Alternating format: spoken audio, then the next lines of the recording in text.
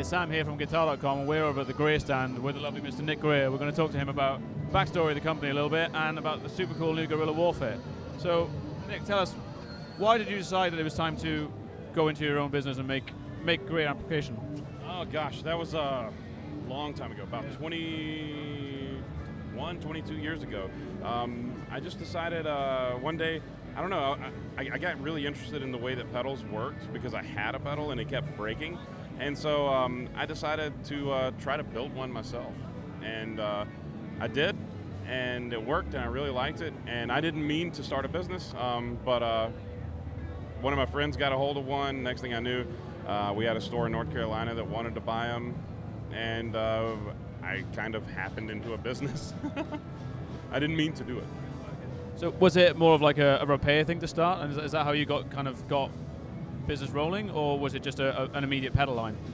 It was more of just like I said, I had this one pedal that kept breaking over and over again, and I was fixing it for myself, and I decided one day that I would just build one for myself of my own design, I guess, and I just kind of slapped together a simple single transistor distortion, and it was this weird thing. Like, I had my dad's help because my dad used to work in the Air Force in communication, and so he knew a little bit about electronics, but not a lot.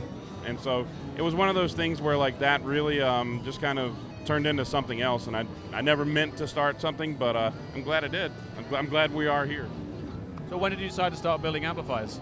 That was a couple of years afterwards. I was trying to actually buy another amp from another company, and I had one question for the builder, and I was in a store, and I asked the store to just if they could ask the builder the question that I had, and they called the guy, and he basically yelled at the store and then hung up on him, and I was like, well, I don't want to support that. So I took the money that I had for the amp, and I went home and ordered all the parts to build my own amp, and decided, okay, we got to figure this out. And so that's actually what the Thunderbolt 30 is. So we still build the amp that I went home and built, and it's been around for a good long while now, and it's 30 watts Class A, all tube, and all that fun stuff, and it sounds great.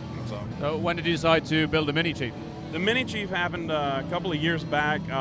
My idea was, how can we build a low-cost, high-quality, hand-built, small format amp that can still be gigged out, and that's what the Mini Chief is. It's 3 watts, but it's loud for 3 watts. And we've got a ton of different people playing them. They're on huge stages, they're in small studios, and they're in people's bedrooms. They're all over the place. So the Mini Chief is a really, really fun little amp. And a lot of people are really figuring out ways to enjoy their 3-watt amps in different ways, because you can run it clean, or you can set it for really dirty and then stack a drive pedal into it and just kind of go crazy with it. So it's a lot of fun. Finally, let's talk to us about the new Gorilla Warfare, the brand new pedal. So the Gorilla Warfare, this pedal is loosely based on an old vintage Rat. We've taken the circuit, taken some liberties with the circuit, tweaked a couple of things, and I sourced a bunch of the old school LM308s in it, so we stuck that on the faceplate because that's something worth noting, that it actually has the original chip in it. So would that make it a limited run then, given that it's old chips, new old stock? We're not going to call it a limited run yet, because for right now we still have a decent amount of the chips. Now, of course, if they run out, then it suddenly becomes a limited run. But like I said, it's the same chip that the vintage Rat came with. We found a good, reliable source for them for the time being, and the idea was to take something based on a Rat and push it into some different territories, and I think you'll hear that whenever we play it. It's got a little bit more dynamic range. The tone control has been changed from a filter control to a standard tone control, so it works in the proper direction. As you increase it, you get more treble. As you decrease it, you lose treble.